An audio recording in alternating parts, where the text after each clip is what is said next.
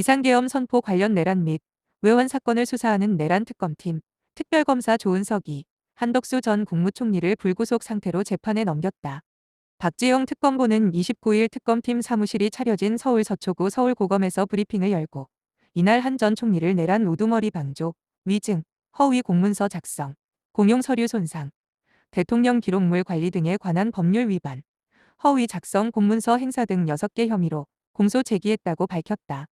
법원이 한 전 총리에 대한 구속영장을 기각하자 재청구를 하지 않고 곧바로 재판에 넘긴 것이다.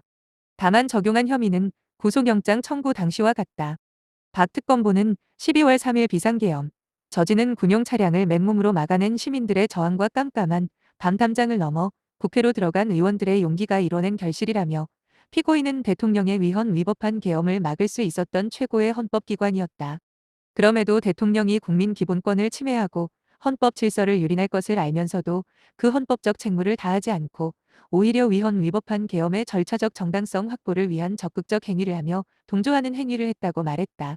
이어 피고인의 위와 같은 행위는 공직 이력 등에 비춰 비상계엄도 기존의 친위 쿠데타 같이 성공할 것이란 생각에서 비롯된 것으로 사료된다며 또한 계엄 해제 이후 전방위적 수사가 이뤄지자 자신의 행위를 은폐하고자 허위로 작성한 문서를 파기하고 온 국민이 지켜보는 가운데 거짓을 말했다. 다시는 이러한 역사적 비극 되풀이 않도록 현명한 판단 이뤄지길 바란다고 강조했다.